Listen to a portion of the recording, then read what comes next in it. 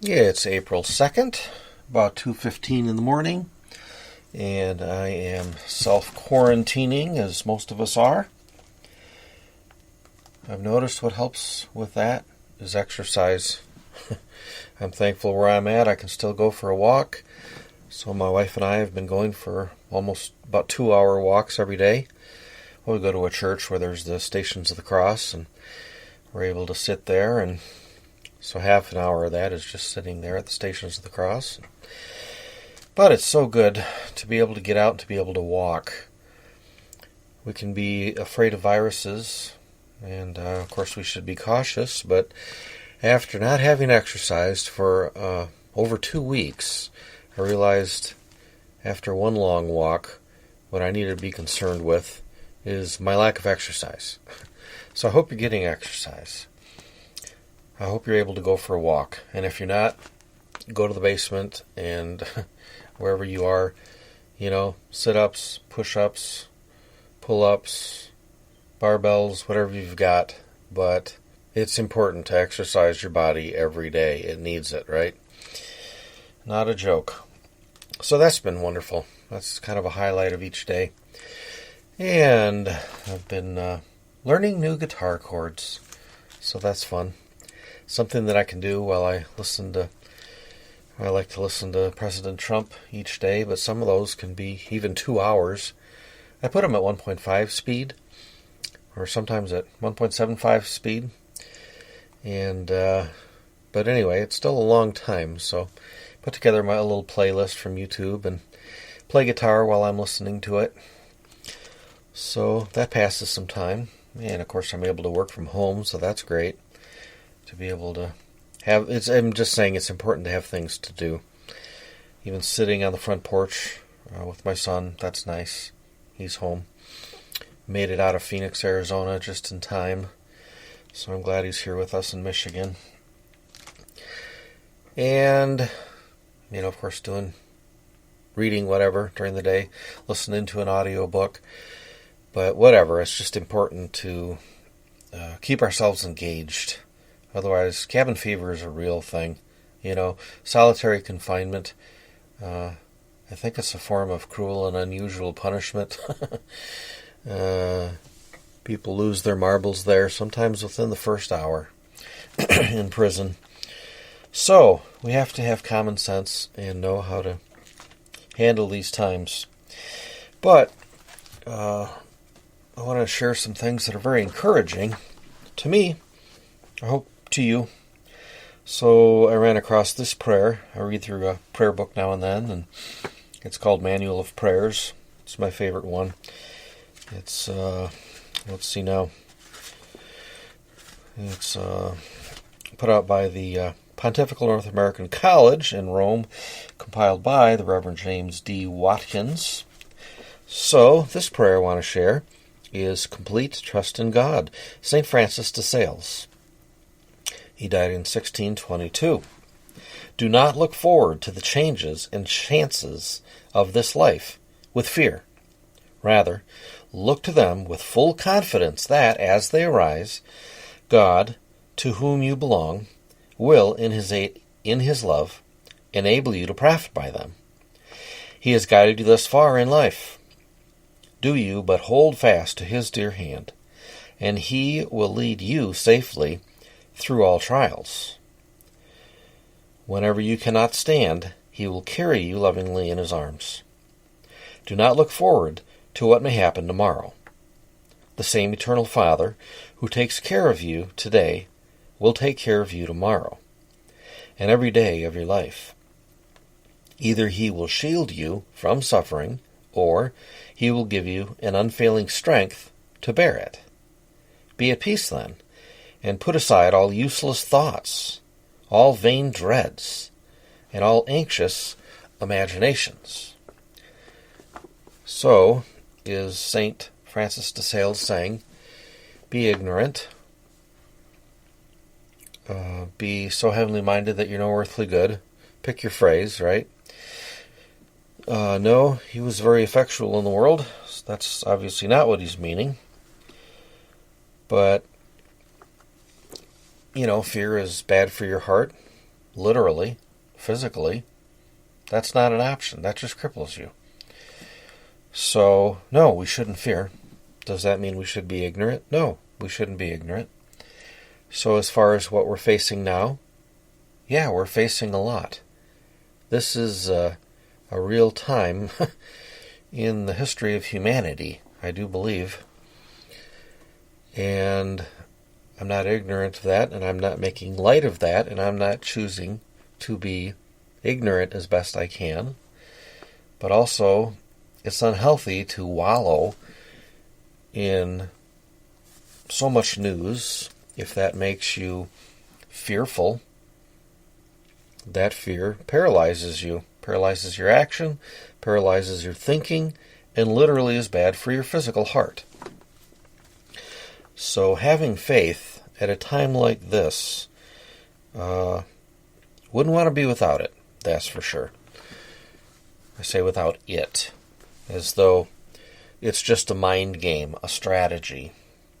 Well, the Stoics might have thought so, but no, it's through faith, given by grace, that one participates in the person of Christ. The Father, Son, and Holy Spirit, the Trinity, God.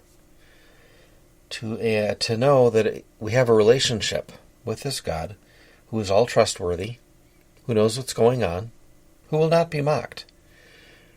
Glory to the Father, as it was in the beginning, is now, and ever shall be, world without end. He was at the beginning. He put this all together. He knows everything.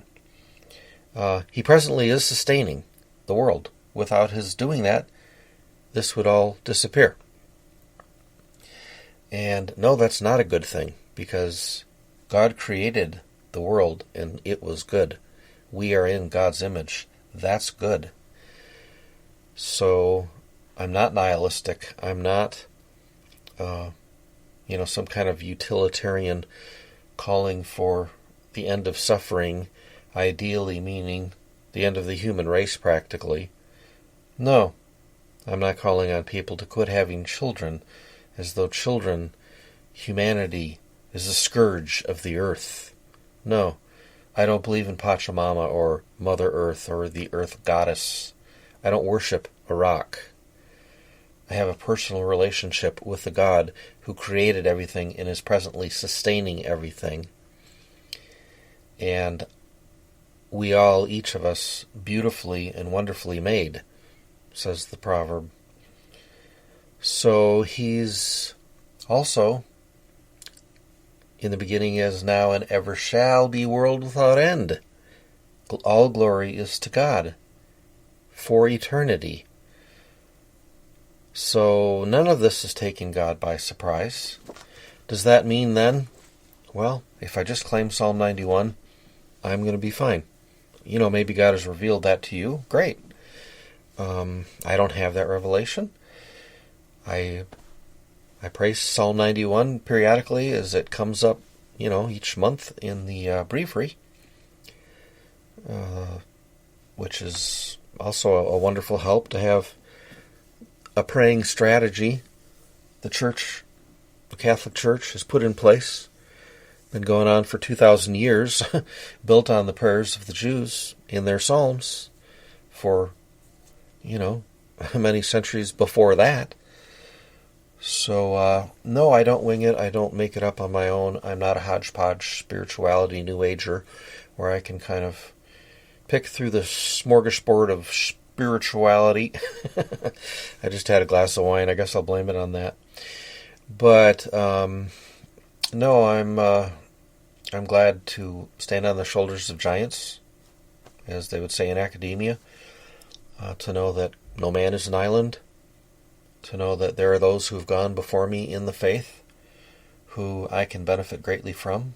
So in this case, St. Benedict, who had a lot to do with, further developing the breviary, the divine office. I encourage you to look into that. And, maybe you just do the morning and the evening prayers, or maybe also matins in the middle of the night, get up at 3 a.m., or whatever.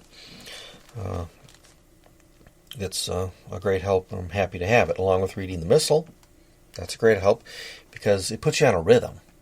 When you're reading the Missal and the Breviary, following the calendar of the Catholic Church, you have a rhythm. So it's like, every week means something.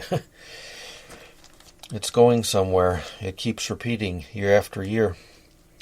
As we're coming up to our 7th year now of being Catholic, I really have come to appreciate a yearly rhythm. And I'm glad for it. Couldn't have done it on my own.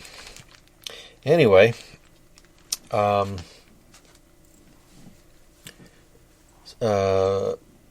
back to that prayer of St. Francis de Sales, it said something about putting our hands in God's hand. So I'm looking at a little post I made about that. A song. I don't need to understand. I just need to hold his hand. So I'll put the link to this if you want to listen to it. I used to listen to this back in the early 70s as a kid. And come home from church sometimes on a Sunday night, and there was Jimmy Swaggart in his show, singing gospel songs and talking a little bit. Yeah, he messed up. So have I. I bet you have too, one way or the other. If you don't know that you have, you're really in a mess right now. It's called pride. So yeah, we've all messed up. We all need mercy. So anyway, no apologies for putting that song down there and reading these lyrics. And if you want to listen to it, then do that. So this is my little blurb. I remember turning on the TV many Sunday nights after church to listen to this gospel singer in Dallas in the early 70s. Yes, he screwed up, haven't we all, in one way or another? The message is timely. I don't know if we're entering another Great Depression. Now, am I just speaking kind of tongue-in-cheek there? No, I'm not. I suspect, actually, that we are. I don't know. I don't claim to know. I don't need to understand. I just need to hold his hand. It means a lot. Does that mean I'm not aware or don't think of the possibilities? No, I do. But I'm not going to worry about them. Does that mean I'm not going to prepare in any way? No, I'm not stupid. But I'm not going to worry. Because worrying is stupid. All right, so... Or... if we'll move to a digital currency. Am I speaking tongue-in-cheek? No. Actually, I suspect that we are. I wonder if perhaps we're coming to the end of the dollar as being the currency rooted in oil. I suspect that we are. Or if our civil liberties will be squashed, perhaps under martial law. Surely I'm speaking in tongue-in-cheek there, right? No, I'm not. I suspect that we are. I don't know about martial law, but Nancy Pelosi has a bill to get rid of encryption on the internet. I assume that means doing away with VPNs and encrypted email. Why would you want to do that? That's very concerning. Do I think that there are powers that be, whatever you want to call it, the New World Order, the deep state, Freemasons, pick your boogeyman. I don't claim to know who they are. But do I think that the uber wealthy billionaires who meet at the Bilderbergers, that's not a joke, right? That's a fact. They actually do, with heavy surveillance presence and in secrecy, so that their agenda isn't known, their discussions aren't public. Yeah, that's for real. If you think that's a conspiracy, then you need to look into it and kind of wake up. But yeah, these powers that be, I think that they look out for their interests. Yeah, I do. Do I think that they love power and have plans for us little people? Yeah, I do. So are they going to make use of this crisis? Yeah, I suppose they will. I did. What do I mean by that? Well, I had to start teaching online. Now, I could have just forwarded my school phone number to my cell phone, because I don't like publicly handing out my cell phone. That's not very smart. But I could have done that, but instead I thought, wow, this is a great opportunity to get a Google Fi phone, or if you travel worldwide, maybe those days are done. But, well, then, you have incredible coverage, and it's only $20 a month. So, yes, I know there are problems with Google, absolutely, not minimizing that. But the Google Fi phone I am quite impressed with. So I used the crisis not to go to waste, but to go ahead and get myself a different phone number, different phone with Google Fi.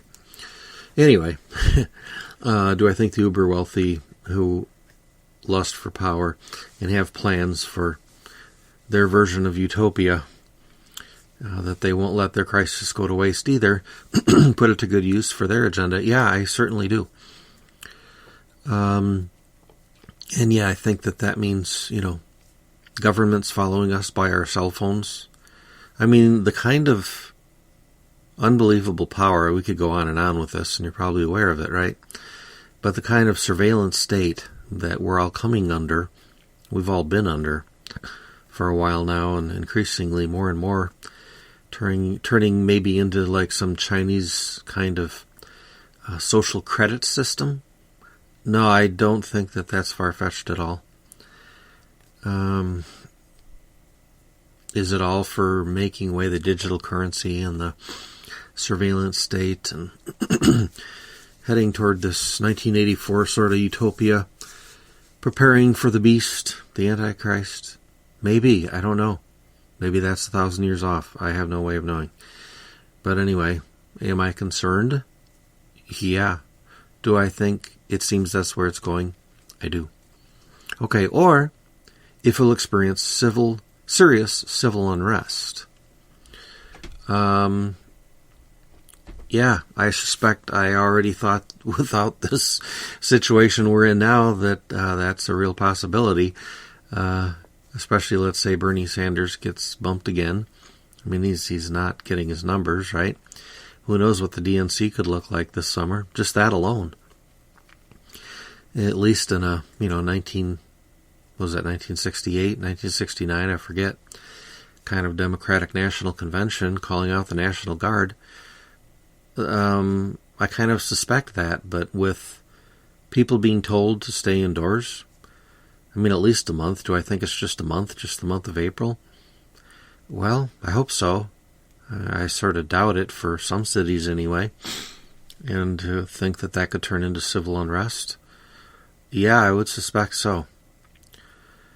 Or if tens of millions die from this virus, I don't know what the numbers would be. 200,000, a million, 2 million, tens of millions around the world. I don't know.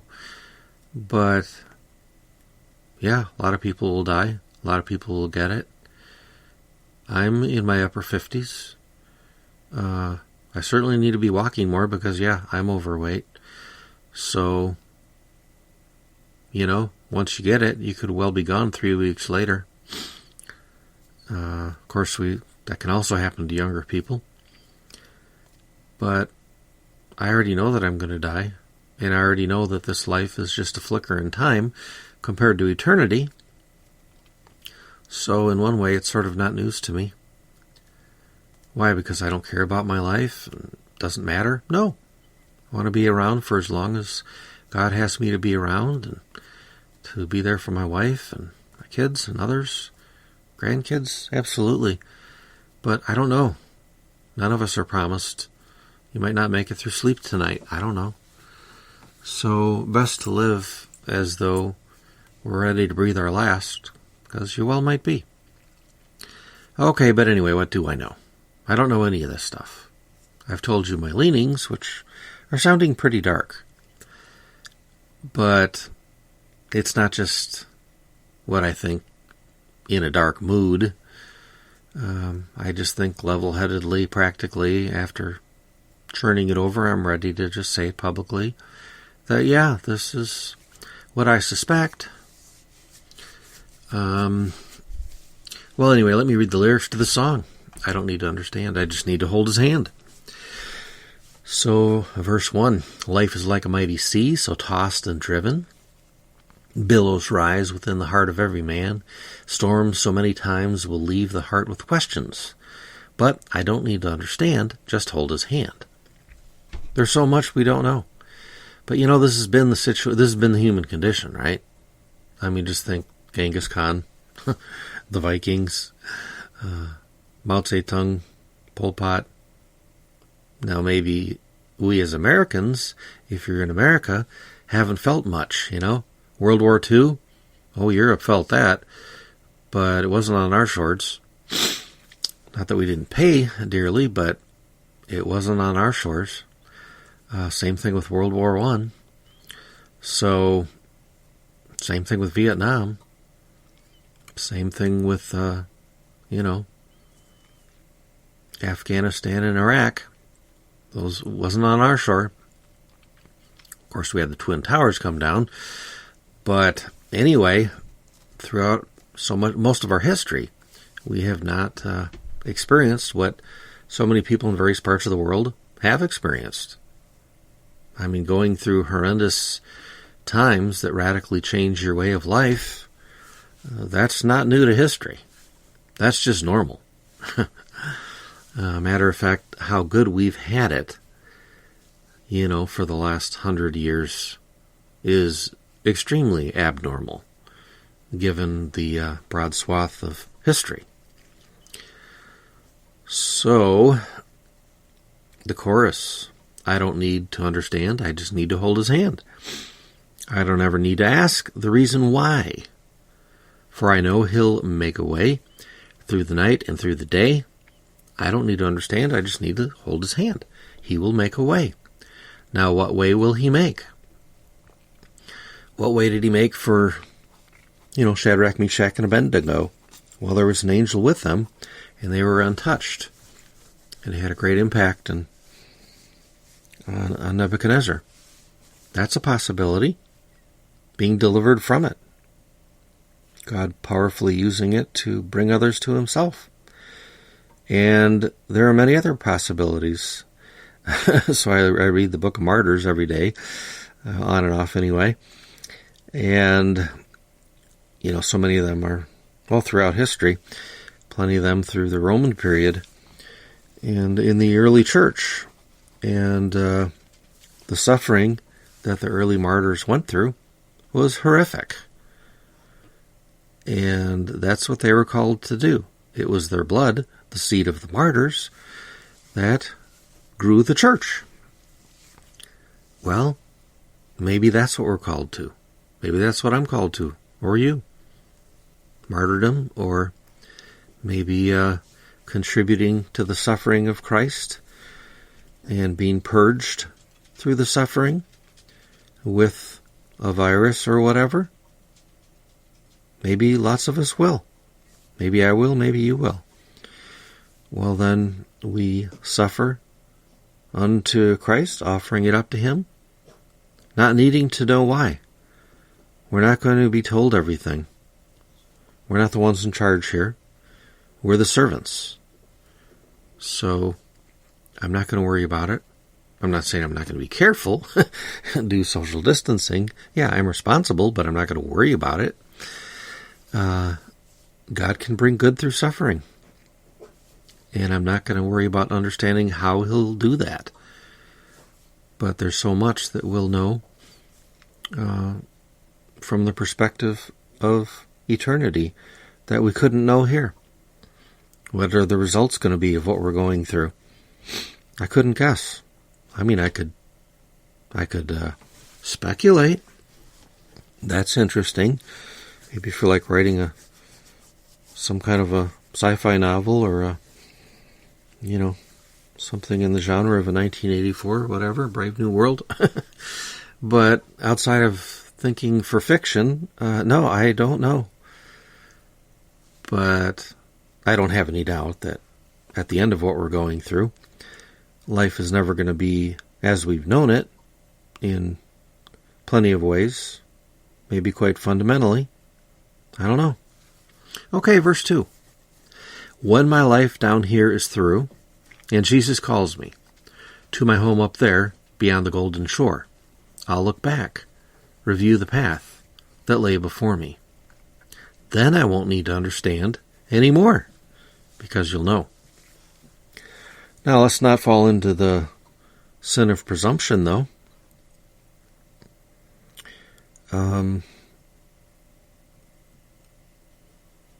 We have to examine our conscience carefully through scriptures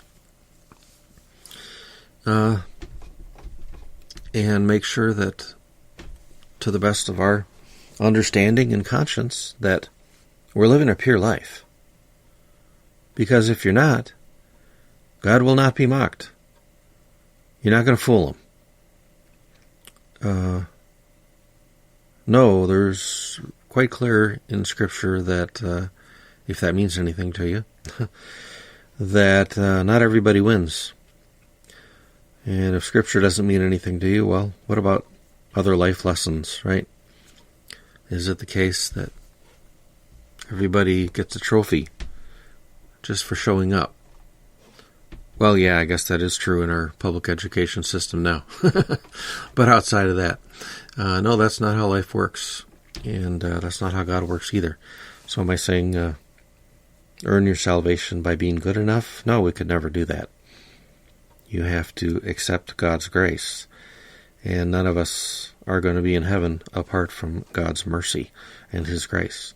But if you're not accepting that, or if you only verbally accepted it and then are fooling yourself into thinking that you're good, and even though actually your actions and your attitude betrays your words, showing very clearly that, no, you're not accepting God's grace, you're mocking it. Crucifying Christ all over again. Well, the book of Hebrews has a little something to say about that, right? In the book of James. So no, our faith will have fruit. Good fruit, if it's true faith. And if there's not good fruit there, according to our lot in life, our calling, our abilities, then don't kid yourself. If we're not being renewed day by day and walking with God and sanctification, purification, then no, you won't be looking back and not needing to understand anymore. And me, if we're not faithful to the end, we won't be saved. All right. So, I encourage you to listen to that song. And that's all I have to say. You take care.